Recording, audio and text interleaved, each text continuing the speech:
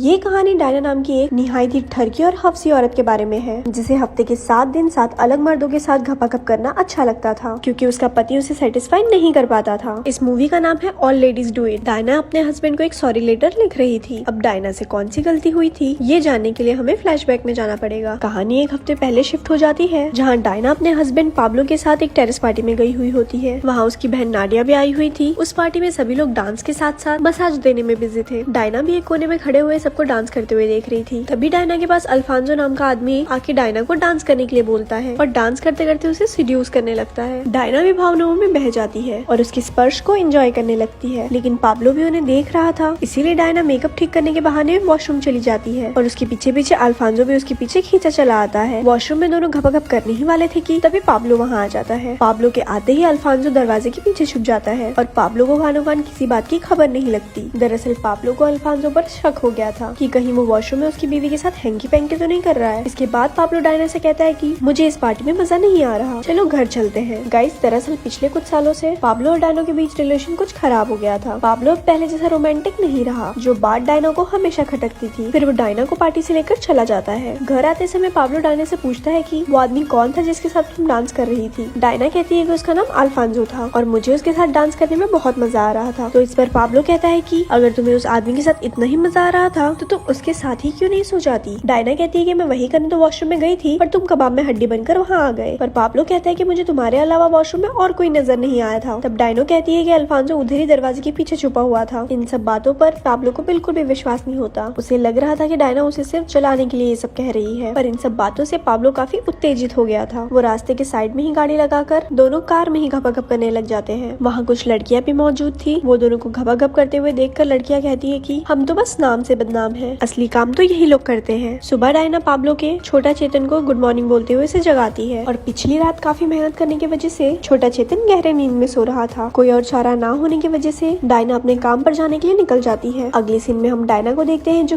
कि एक भीड़ भाड़ वाली बस में खड़ी खड़ी सबके साथ हंसी मजाक कर रही होती है। तभी उसका स्टॉप आ जाता है और वो अंडरगारमेंट वाली स्टोर में चली जाती है, जहाँ वो सेल्स एग्जीक्यूटिव की जॉब कर रही थी। उस स्टोर में एक लेलो नाम की लेडी भी काम करती थी। उसके बाद शोरूम का मैनेजर वहाँ आता है और लेलो को अपने ऑफिस में ले जाके उसकी लेने लगता है। काम खत्म होने के बाद डायना लेलो से पूछती है कि तुम सीईओ के साथ ये सब कैसे कर लेती हो, वो तो दिखने में भी कुछ खास नहीं है। तो लेलो कहती है कि सिर्फ अच्छा दिखने से कुछ नहीं होता, मुझे सीईओ के टेक्निक्स बहुत अच्छे लगते हैं। तभी सीईओ वहाँ डायना से आके कहता है कि तुम्हारी बहन नाडिया तुमसे मिलने आई है। नाडिया डायना को बताती है कि वेनिस में उसकी आंट का देहांत हो चुका है और उसे उनकी मैयत में जाना पड़ेगा। डायना कहती है कि तुम भी तो जा सकती हो। तो नाडिया कहती है कि मैं नहीं जा सकती, मुझे अपने जिम को संभालने से ही फुर्सत नहीं है। फिर डायना कहती है कि मैं भी अपनी काम छोड़कर नहीं जा सकती हूँ, क्योंकि मेरा मैनेजर छुट्टी नहीं देगा। तभी सिलियो वहाँ आता है और डायना से कहता है कि तुम आराम से अपनी आंट के फ्यूनरल में जाओ और यहाँ की बिल्कुल टेंशन मत लेना। नाडिया कहती है कि हाँ बिल्कुल, और हाँ मैं तुम्हारे हस्बैंड का भी ख्याल रख लूंगी, उसकी फिक्र करने की कोई जरूरत नहीं है। अब अगले दिन डायना वेनिस जाने वाली थी, इसलिए रात को पाब्लो उसके साथ जाने से पहले घपाघप करना चाहता था। लेकिन पाब्लो को भी एक परेशानी थी, जब तक उसे मोटिवेशन नहीं मिलता है तब तक उसका छोटा चेतन खड़ा ही नहीं हो पाता था। इसलिए वो और डायना टीवी में डॉक्टर स्ट्रेंजर्स लगा के देखने लगते हैं। वीडियो देखने के दौरान पाब्लो डायना से पूछता है कि अगर तुम उस लेडी की जगह होती तो क्या तुम उस डॉक्टर के साथ घपाघप कर लेती। तो डायना कहती है कि डिपेंड करता है, अगर डॉक्टर यंग होता तो वो जरूर उसके साथ करने के लिए तैयार हो जाती, और अगर डॉक्टर कोई बुढ़ा होता तो वो नहीं करती। इतना सुनते ही पाब्लो एकदम चार्ज हो जाता है और दोनों सोफा तोड़ने लग जाते हैं। अगले दिन डायना वेनिस जाने के लिए निकल जाती है। अपनी आंट के फ्यूनरल के बाद उसे एक मीटिंग में बताया जाता है कि मरने से पहले उसकी आंट ने उसके अपार्टमेंट को उसके नाम करवा दिया है। ये सुन के डायना की खुशी का ठिकाना नहीं रहता है। उस मीटिंग में मार्को नाम का एक शख्स भी मौजूद था। वो डायना की खूबसूरती देख के उसके ऊपर लट्टू हो जाता है। तो डायना भी उसे चाय पीने के लिए अपने घर पर आने को इनवाइट करती है। उसी वक्त मार्को की गर्लफ्रेंड आके उसे कहती है कि मार्को अभी नहीं जा सकता है, उसे रात में मेरे साथ डिनर करना है। फिर मार्को अपनी गर्लफ्रेंड नोरा से कहता है कि तुम रात के डिनर का बंदोबस्त करो, तब तक मैं डायना के साथ चाय पी कर आता हूँ। चाय तो बस एक बहाना था, असल में मार्को डायना के साथ घपाघप करने की फिराक में था और डायना भी रेडी थी। दोनों से इंतजार भी नहीं हो पाता और वहीं कोने में जाकर दोनों चुम्मा चाटी करने लग जाते हैं। डायना कहती है कि पब्लिक प्लेस पे ये सब करना ठीक नहीं होगा, चलो मेरे घर चलो, वहाँ जाकर खुटरगू करेंगे। लेकिन शाम हो चुकी थी और मार्को को डिनर के लिए लेट हो रहा था, इसलिए वो डायना से दोबारा मिलने का वादा करके वहाँ से जल्द चले जाता है। इसके बाद डायना सीधा अपनी आंट के अपार्टमेंट में पहुँचती है, जो कि अब उसके नाम हो चुका था। वहाँ कमरे में डायना को उसकी आंट की फोटोज और वो वाली वीडियोस मिलती है, जिसे देखने के बाद डायना को अपनी आंट के बारे में सब कुछ पता चल जाता है। फिर वो पाब्लो का हालचाल पूछने के लिए उसे फोन घुमाने लगती है। तभी उसे अचानक अल्फांसो की याद आ जाती है, जो कि वेनिस में ही रहता है। डायना के पास अल्फांसो का नंबर भी था। बिना समय गवाए वो अल्फांसो को फोन लगाती है और और मिलने के लिए कहती है। अल्फांसो कहता है कि तुम मेरे घर पर आ जाओ, साथ में मिलकर लूडो खेलेंगे। डायना उसी वक्त बन ठन के अल्फांसो के बताए हुए पते पर पहुंच जाती है, जहाँ पर अल्फांसो उसके आने का बेसब्री से इंतजार कर रहा था। डायना के आते ही वॉशरूम की अधूरी कहानी पूरी करने के लिए अल्फांसो उसे बेडरूम तक लेके जाता है, जहाँ दोनों जमकर पलंग तोड़ते हैं। अगले सीन में हम देखते हैं कि डायना वेनिस से वापस अपने हस्बैंड के पास आ चुकी थी और उसे वेनिस में हुए कांड के बारे में बता रही होती है। हमेशा की तरह डायना की बातें पाब्लो को मजाक लग रही थी। उसे लगता था कि डायना सिर्फ उसे उत्तेजित करने के लिए मनगढ़ंत कहानी बना रही है, लेकिन तभी उसकी नजर डायना के गर्दन के लव बाइट पर पड़ती है। उस लव बाइट को देखते ही पाब्लो को यकीन हो जाता है कि डायना वेनिस से अपना तबला बजवा कर आ रही है और साथ ही साथ उसे डायना की अब तक बताई हुई सारी कहानियां भी समझ आ जाती है। अब तक पाब्लो को यही लग रहा था कि डायना उसके साथ मजाक कर रही है, पर सच्चाई जानने के बाद वो डायना को एक जोरदार चमाट मार देता है। इस बात की वजह से दोनों की शादीशुदा जिंदगी में एक दरार पड़ जाती है। अगले दिन डायना अपनी बहन नाडिया को इस बारे में बताती है। नाडिया कहती है, जब सब कुछ ठीक ठाक ही चल रहा था तो तुम्हें पाब्लो को ये सब बताने की क्या जरूरत पड़ गई। इस पर डायना कहती है कि मैंने उसे कुछ भी नहीं बताया है, उसने ही मेरे गर्दन के लव बाइट को देख के सब कुछ समझ लिया। तो नाडिया कहती है कि जो हुआ सो हुआ, अब 2 पैग मारो, उस गांडू को भूल जाओ, लड़कों की कमी थोड़ी है। पर डायना अपने हस्बैंड को सच में बहुत प्यार करती थी और अब तक जो वो कर रही थी वो दरअसल उसकी फैंटेसीज थी। नाडिया कहती है कि ठीक है, मैं पाब्लो से एक बार बात करके सब कुछ ठीक करने की कोशिश करती हूँ। इसके बाद नाडिया पाब्लो के घर जाती है। गाइस, दरअसल नाडिया के मन में पहले से ही पाब्लो को लेकर फीलिंग्स थे। उसके घर पहुंचकर वो अपनी खूबसूरती के जाल में पाब्लो को फंसाने की कोशिश करती है, लेकिन पाब्लो नहीं फंसता। वो भी डायना से बहुत प्यार करता था। गुस्सा होकर नाडिया वापस लौटती है। वो डायना को पाब्लो के बारे में सब उल्टा बताती है और उसका मूड ठीक करवाने के लिए उसे एक कार राइड पे लेके जाती है। नाडिया, डायना और उसका एक दोस्त एक रोड साइड पार्टी में पहुंचते हैं, जहाँ कई सारे लड़का लड़कियां डांस को छोड़कर बाकी सब करने में बिजी थे। डायना बारटेंडर के पास जाके एक ड्रिंक बनाने को बोलती है। वो बारटेंडर डायना की ड्रिंक में एक गोली मिला देता है। पूछने पे वो डायना से कहती है कि वो बाबा बंगाली का एक स्पेशल गोली है, तुम्हें बहुत मजा आएगा। और होता भी कुछ ऐसा ही है। ड्रिंक पीते ही डायना अपना होश खो बैठती है और एक टीनेज लड़के को अपने साथ एक कोने में ले जाके उसके साथ घबाघब करने लगती है। उस गोली का असर इतना ज्यादा था कि डायना 4 और लड़कों के साथ जाके डांस करने लगती है, पर वो लड़के डांस छोड़ के बाकी सारी चीजें करना अच्छे से जानते थे। तभी डायना अपने हस्बैंड पाब्लो को कॉल लगाती है और उसे कहती है कि मैं यहाँ अभी 4 लड़कों के साथ एंजॉय कर रही हूँ और बहुत ज्यादा खुश हूँ, तो मुझे इतना खुश कभी नहीं कर पाओगे। और इसके साथ साथ वो और भी बहुत कुछ पाब्लो को सुना देती है। यहाँ से सीन सीधे मूवी के स्टार्टिंग वाले सीन में शिफ्ट होता है, जहाँ हम डायना को पाब्लो के लिए एक सॉरी लेटर लिखते हुए देखते हैं। पिछली रात का नशा उतरने के बाद डायना को रियलाइज हो गया था कि उसने जो पाब्लो के साथ किया वो गलत था। उधर पाब्लो को भी डायना की याद सताने लग गई थी। सीन चेंज होता है और हम डायना को अंडरगारमेंट वाले शॉप में काम करते हुए देखते हैं। उसी वक्त सिव्या अपने नीस के साथ वहाँ आता है और लेलो को उसके लिए नया अंडरगारमेंट दिखाने के लिए कहता है। तभी सिव्यो की नजर डायनो पे पड़ती है और उसे काफी उदास देख के वो पूछता है कि आखिर बात क्या है। तो डायना भी उसे सब कुछ बता देती है, जिसे सुनने के बाद सिव्यो उसे रेस्ट करने के लिए अपने ऑफिस में ले जाता है। वहाँ सिव्यो बातों ही बातों में डायनो को उकसाने लगता है और डायनो भी बाहुनों में बहने ही वाली होती है कि तभी पाब्लो वहाँ आ जाता है। मतलब भाई साहब हमेशा ही सही टाइम पे एंट्री मारते हैं। पाब्लो के आते ही डायना उसके पास जाके अपने करतूतों के लिए माफी मांगने लगती है। पाब्लो ने भी उसकी सारी गलतियों को माफ कर दिया था। डायना पाब्लो से प्रॉमिस करती है कि वो अब ऐसा काम कभी नहीं करेगी। फिर दोनों घर पहुँचते हैं और पलंग तोड़ने लग जाते हैं और इसी तरह ये मूवी यहीं खत्म हो जाती है। ऐसी और स्टोरी सुनने के लिए हमारे पेज को लाइक करें। धन्यवाद।